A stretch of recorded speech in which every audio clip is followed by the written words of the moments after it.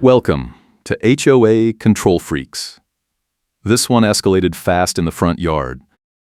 I am not losing this one. Janet Walker stood on my driveway, her black cardigan flapping in the wind, her bright phone case raised like a weapon, and she screamed that the enclave at Stonegate Terrace Association owned the airspace, and my fence invaded it. The cracked fence post cap sat on the porch behind me. The cheap plastic split clean down the middle after a storm gust knocked it loose. Janet pointed at it with the kind of fury most people reserve for actual crimes.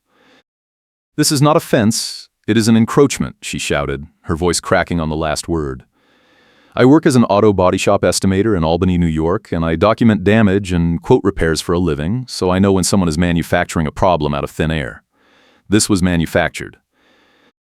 She wore a tiny body camera clipped to her cardigan lapel, a black rectangle about the size of a lighter, and she made sure I saw it. That little camera had become her signature move. She wore it to every complaint, every inspection, every ambush. I had seen it in at least 3 confrontations over the past 2 months, always recording, always there to back up whatever story she planned to tell later. The irony was that she forgot it recorded her too. The post cap had been sitting on my porch for maybe 5 minutes. I had pulled it off the fence after the storm and set it down while I grabbed my post hole digger to check if the post itself was loose. 5 minutes. That was all it took for Janet to roll up in her gray Subaru, body camera already on, clipboard already loaded with a fresh violation notice. She was the HOA vice president, but she acted like a compliance officer with a personal vendetta.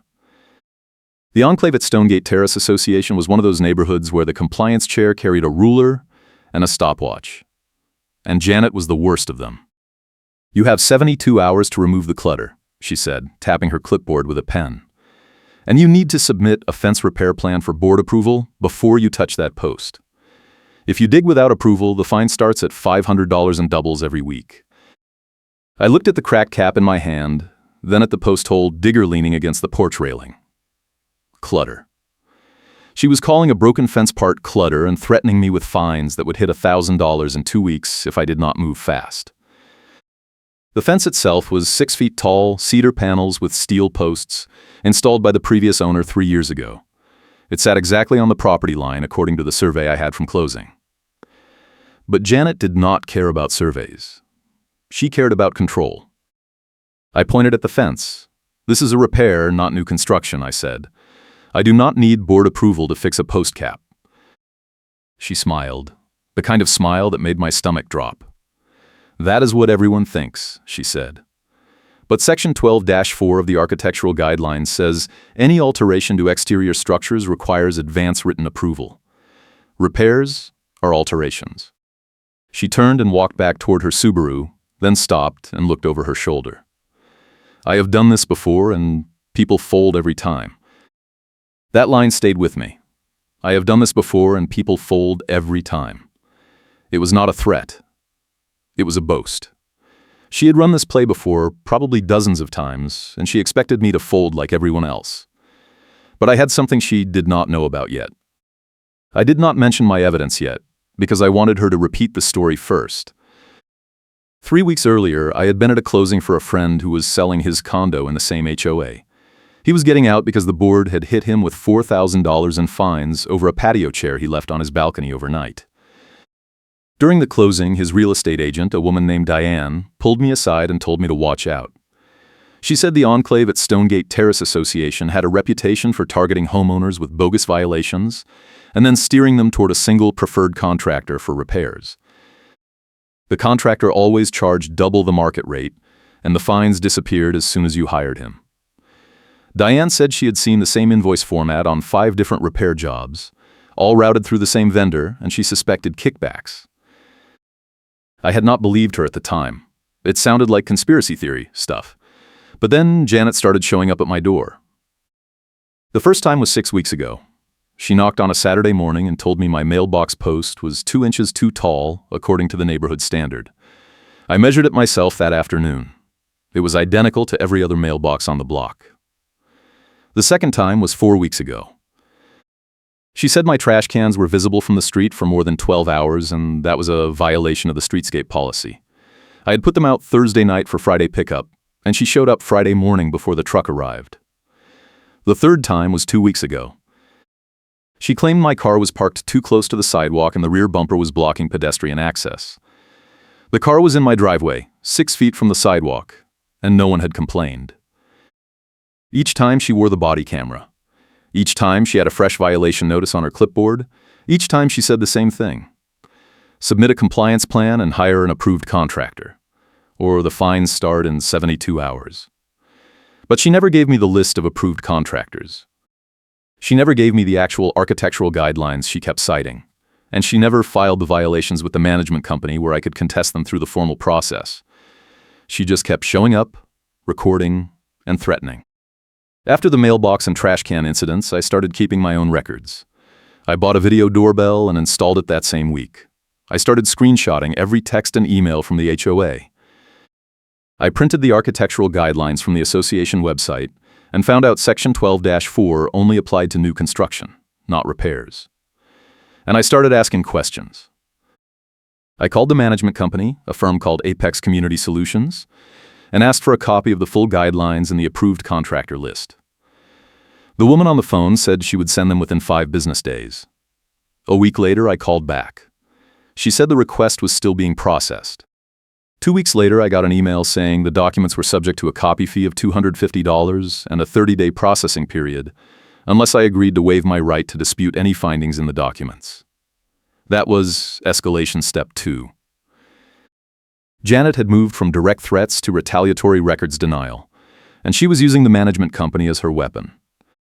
I had a deadline. My car insurance carrier had sent me a letter 3 weeks ago saying they needed updated photos of my property for the annual underwriting review, and I had to submit them within 60 days or they would not renew my policy. I was already at day 42. The photos had to show the fence line, the driveway, and the street view, and they had to be current. If the HOA put a lien on my property or towed my car before I submitted those photos, the carrier would flag me as high risk and I would lose coverage. My car was essential for my commute. I drove 40 minutes each way to the body shop in Colony, and without a car I was done. The insurance threat was not abstract. It was a countdown, and Janet knew it. That was the context when she showed up about the cracked post cap. She was not targeting me because I had actually violated anything. She was targeting me because I had not folded yet, and she needed me to fold before I figured out what she was really doing. I went inside and pulled up the invoice trail I had been building. Diane had given me the name of the contractor Janet kept steering people toward, a company called Premier Property Services. I pulled the business license from the county database and found that the owner, a man named Rick Stoles, had registered the company 4 years ago at an address that was also listed as a rental property owned by Janet Walker. Same street, same block, 2 doors down. I pulled the HOA financial disclosures from the state registry and found that Premier Property Services had been paid $47,000 over the past 3 years for various compliance repairs. The invoices were all formatted the same way, all routed through the same management company, and all approved by the same board vote, with Janet Walker listed as the seconding signature. I did not have proof of kickbacks yet, but I had enough to show a pattern of favoritism. And I had Janet's own words on my doorbell camera from 2 weeks ago when she told me I needed to hire an approved contractor, and then accidentally let it slip that Rick could start right away, because he already knows what the board wants. That was the trump card. But I was not ready to play it yet. I needed her to commit to the lie first. I needed her to double down on the fence encroachment story, to put it in writing to make it official, so that when I revealed the evidence, it would be undeniable. The next morning, I woke up to the sound of a diesel engine idling in my driveway. I looked out the window and saw a white box truck with Premier Property Services printed on the side in block letters. Rick Stoles stood next to the truck, talking to Janet, who had her clipboard out and her body camera already recording. Behind them, 2 men in reflective vests unloaded a ladder and a toolbox. They were here to verify fence compliance, whatever that meant. I stepped outside. Janet turned and smiled. "Good morning," she said. "Rick is here to perform the fence inspection the board requested. You can stay inside if you want. This will only take a few minutes." I looked at Rick. He was a thin man in his 50s, wearing a faded blue work shirt and jeans, holding a clipboard that matched Janet's. "I did not request an inspection," I said. You do not have to, Janet said. The board has the authority to inspect any exterior structure that may be in violation of community standards. Section 9-2. I pulled my phone out and opened the architectural guidelines I had saved. Section 9-2 says the board can inspect common areas, I said. This is not a common area. This is my property. Janet did not blink. The fence is on the property line, she said. That makes it a shared structure. If you interfere with the inspection, that is obstruction, and the fine is $1,000. Rick walked over to the fence and pulled out a tape measure. He snapped it open with a sharp metallic click and started measuring the distance from the fence to the sidewalk. Janet stood behind him, recording with her body camera. One of the men in reflective vests walked along the fence line, tapping each post with a rubber mallet and calling out numbers. The whole thing was theater. They were not measuring anything real. They were creating a record, a paper trail that would say I was out of compliance, and then Rick would offer to fix it for triple the actual cost, and Janet would make the fines go away as soon as I signed the contract. I watched them for 5 minutes. Then I went inside, grabbed my own tape measure, and came back out. I started measuring the same distances Rick was measuring, writing down the numbers on my phone. Rick stopped and looked at me. "What are you doing?" he asked. "Documenting," I said. "Same as you." Janet stepped forward. "You are interfering," she said. "I am standing on my own property," I said. "If you are allowed to measure, so am I." She pulled out her phone and started typing. I could see her thumbs moving fast, probably sending a message to the board or the management company. Rick finished his measurements and walked back to the truck. He said something to Janet I could not hear, then climbed into the cab and drove off. Janet stayed. "You just made this worse," she said. "The board is going to vote on enforcement action at the next meeting, and I am recommending immediate fines and a lien if you do not submit a compliance plan by Friday." I looked at her. "What compliance plan?" I asked. "You have not told me what I am supposed to be out of compliance with. You keep saying the fence is an encroachment, but you have not shown me a survey. You keep citing Section 12-4, but that section does not apply to repairs. You brought a contractor to my house without my permission, and he measured my fence without telling me what he was measuring or why. If you want me to comply, give me the actual rule and the actual measurement that I am violating." Janet smiled again, that same cold smile. "The rule is that the board determines compliance," she said. "If the board says your fence is an encroachment, it is an encroachment. You do not get to argue with the board. If you are enjoying this wild ride, hit that like button and subscribe because this story is about to get even crazier." That line was the key. The board determines compliance. Not the guidelines, not the survey, not the county code. The board. Which meant Janet. Which meant she could call anything a violation and there was no appeal unless I wanted to spend thousands of dollars on a lawyer. But I had Diane. She called me that afternoon after I texted her about the morning inspection. She told me to file a complaint with the New York State Attorney General's Office, Charities Bureau, because HOAs in New York are required to follow their own governing documents and they cannot enforce rules that contradict the bylaws. She also told me to get a copy of the original survey from my title company and bring it to the next board meeting as proof that the fence was exactly where it was supposed to be. And she told me to prepare for retaliation, because Janet did not like being challenged. Retaliation came 2 days later. I got a certified letter from Apex Community Solutions saying that the board had voted to deny my request for architectural guidelines and approved contractor lists due to ongoing compliance issues, and that any further requests would be considered harassment and subject to legal action. The letter also said that my vehicle had been reported as illegally parked in my own driveway, and that if I did not move it to the street within 24 hours, the HOA would authorize a tow. I called Diane. She laughed, but it was not a happy laugh. "They are panicking," she said. "They know you are building a case and they are trying to scare you into stopping. Do not move your car. If they tow it, that is conversion, and you can sue them and the tow company. Make sure you document everything." I set up a second camera on my porch aimed at the driveway.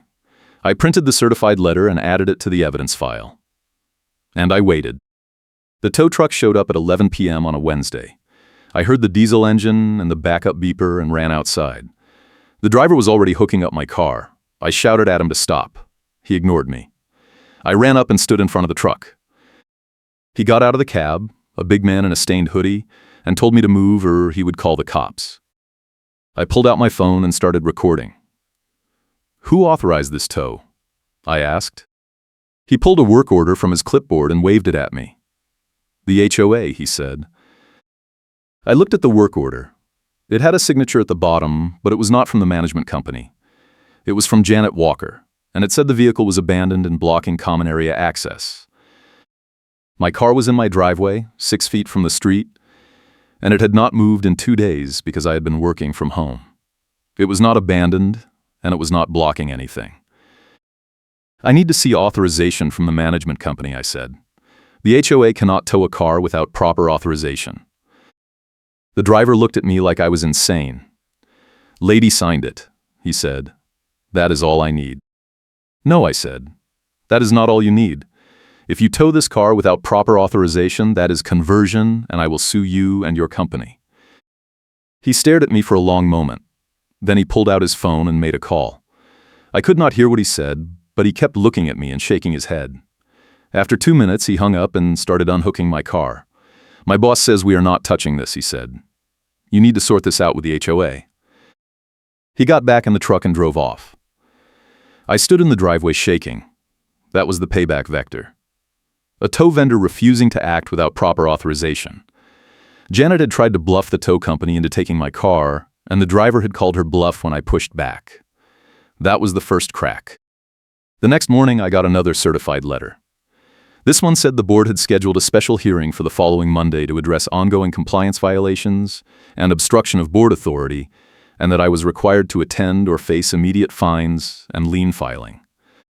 The hearing was at the management company office, a bland corporate building in Latham. I called Diane again. She told me to bring the survey, the invoice trail, the doorbell footage, and a witness. She also told me to request a copy of the meeting minutes from the vote that authorized the tow. Because if Janet had acted without a board vote, that was a breach of fiduciary duty. I did not have a witness, so Diane offered to come herself. She said she had seen this play out before, and she wanted to watch Janet try to talk her way out of it. Monday came fast. I printed everything and put it in a folder. I wore a black polo shirt and brought a second copy of the evidence packet in case I needed to hand it to someone official. Diane met me in the parking lot. She was a short woman in her 60s, wearing a blazer and carrying a leather portfolio that made her look like a lawyer. We walked in together. The hearing room was a small conference room on the second floor. Janet was already there, sitting at the head of the table with 2 other board members, a man and a woman I had never seen before. Rick Stoles sat in the corner with his own clipboard. A woman from Apex Community Solutions sat at the other end with a laptop open. Janet smiled when she saw me. "Thank you for coming," she said. "We can get started now." "I need a copy of the meeting minutes from the vote that authorized the tow attempt last week," I said. Janet blinked. "There was no tow," she said. "We sent a notice to remind you of parking policy, but no vehicle was removed." "A tow truck showed up at my house at 11 p.m. last Wednesday and hooked up my car," I said. "I have video." The woman from Apex looked up from her laptop. "We do not have a record of any authorized tow," she said. I pulled out my phone and played the doorbell footage. The room went silent. The video showed the tow truck, the driver hooking up my car, me standing in front of the truck, and the driver showing me the work order with Janet's signature. Janet leaned forward and squinted at the screen. "That is not an authorized work order," she said. "Anyone could have forged my signature." Diane spoke for the first time. "Do you wear a body camera, Miss Walker?" Janet looked at Diane. "Yes," she said. "For safety." Diane smiled. "So if the tow driver is lying, your body camera would show you were not at this man's house last Wednesday giving instructions to a tow company, correct?" Janet did not answer. The woman from Apex cleared her throat. "I think we should move on to the compliance issues," she said. I pulled out the survey and laid it on the table. "This is the original survey from my closing," I said. "The fence is exactly on the property line. There is no encroachment." Janet picked up the survey and looked at it for a long moment. "This survey is 3 years old," she said. "The board has reason to believe the fence has shifted." I pulled out the invoice trail and laid it next to the survey. This is a record of payments from the HOA to Premier Property Services, I said. $47,000 over 3 years. The owner of Premier Property Services, Rick Stoles, rents a property 2 doors down from you. Every compliance repair in this neighborhood for the past 3 years has been routed to the same contractor, and you have signed off on every one. The room went completely silent. The 2 other board members looked at Janet. Rick stood up. "This is slander," he said. "It is public record," I said. "I pulled it from the county business registry and the state HOA disclosures. If it is wrong, you can correct it." Diane leaned forward. "I would also like to know," she said, "if the board has documentation showing that repairs were competitively bid and that Miss Walker recused herself from votes involving a contractor she has a financial relationship with." Janet stood up. "This hearing is about fence compliance," she said, "not contractor relationships." "Actually," Diane said, "this hearing is about whether this man violated any rules, and so far the only rule he has violated is refusing to pay a contractor who appears to have a kickback arrangement with the board vice president." Janet sat back down. She pulled out her phone and started typing. The woman from Apex closed her laptop. "I think we need to table this hearing pending further review," she said. "I am not leaving until I get an answer," I said. "Am I in violation or not?" The woman looked at Janet. Janet did not look up from her phone. "We will need to consult with our attorney," she said. "That is not an answer," I said. "You brought me here and accused me of obstruction and threatened me with fines and a lien. Either I violated a rule or I did not. Show me the rule." Janet finally looked up. "The fence is an encroachment," she said. "That is the finding." "Based on what?" I asked. "You do not have a survey. You do not have a measurement. You do not have a code violation. You have Rick Stoles with a tape measure and a work order you cannot explain." Diane stood up. "I am going to recommend that my client file a complaint with the Attorney General's office," she said. "And if you proceed with any fines or liens, I will personally ensure that every homeowner in this association knows about the invoice trail and the contractor relationship." Janet stood up again. "Get out," she said. Diane smiled. "We are leaving," she said. "But we will be back." We walked out. The hallway was quiet. Diane was grinning. "That was beautiful," she said. She just admitted on the record that she has no basis for the violation, and she lost her temper in front of a management company rep. That is going in the minutes, and if she tries to bury it, we will subpoena it. 2 days later, I got a call from a number I did not recognize. I let it go to voicemail. The message was from a man who said he was an attorney representing the Enclave at Stonegate Terrace Association, and that the board had reviewed my concerns and determined that no further action would be taken regarding fence compliance at this time, but that I was still required to submit a repair plan for the cracked post cap within 30 days or face a $50 administrative fee. I called Diane. She laughed. "They caved," she said. "They know you have them, and they are trying to save face with a tiny fee they know you will ignore. Do not pay it. Let them try to enforce it." I did not pay it. Instead, I filed the complaint with the Attorney General's office. I attached the invoice trail, the doorbell footage, the survey, the tow work order, and a signed statement from Diane. The AG opened an investigation 2 weeks later. 3 weeks after that, I got a letter from a different attorney. This one representing the insurance carrier that underwrote the HOA policy for the Enclave at Stonegate Terrace Association. The letter said the carrier had been notified of potential mismanagement and conflicts of interest, and that they were conducting an audit of the association finances and governance practices. The letter also said that if the audit found evidence of fraud or breach of fiduciary duty, the carrier would issue a non-renewal warning, and the association would have 30 days to implement corrective measures or lose coverage. That was the outcome. The insurance carrier issued a non-renewal warning, demanded reforms within days, and the board caved because the whole neighborhood could lose coverage. The HOA compliance process was audited and cleaned up. The invoice trail was reviewed by an independent auditor hired by the carrier, and the auditor found that Premier Property Services had been paid an average of 40% above market rate for services that were often unnecessary or duplicated. The auditor also found that Janet Walker had signed off on contracts without board votes and had failed to disclose her relationship with Rick Stoles. The board called an emergency meeting. I was not invited, but Diane went as a proxy for another homeowner who was tired of the nonsense. She recorded the meeting on her phone. Janet tried to defend herself by claiming she never came by my house or authorized a tow, and Diane stood up and played the doorbell video on her phone. The video showed Janet standing on my porch, body camera on, telling the tow driver to hook up my car and that the board would back her up. The room erupted. Janet tried to argue that the video was edited. Diane reminded her that her own body camera would have captured the same interaction if she had not conveniently lost the footage. That was the funny karma beat. Janet claimed she never came by and the doorbell video played. Janet's bluff got read out loud, and the room reacted. People shouted. People booed. One man in the back called for her resignation. The board president, a quiet man named Ed who had been Janet's enabler for 2 years, stood up and said the board would vote on disciplinary action at the next regular meeting. Janet resigned the next day.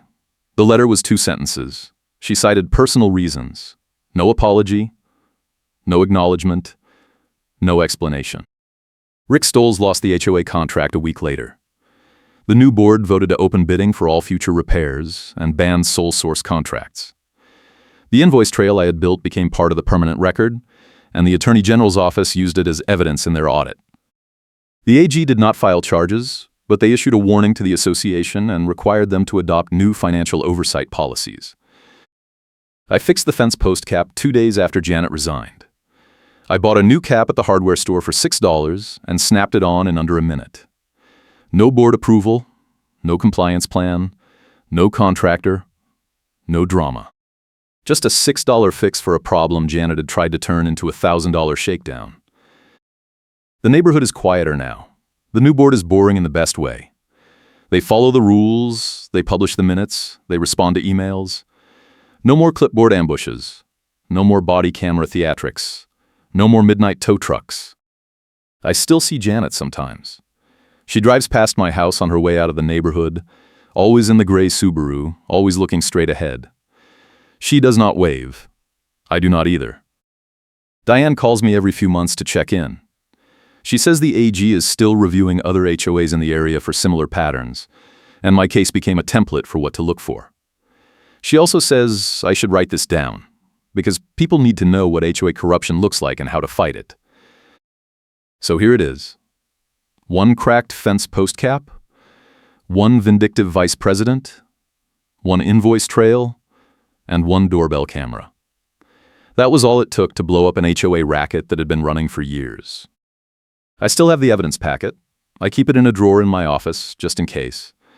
I also keep the cracked post cap. It sits on a shelf in my garage, split clean down the middle, a reminder that sometimes the smallest things can start the biggest fights.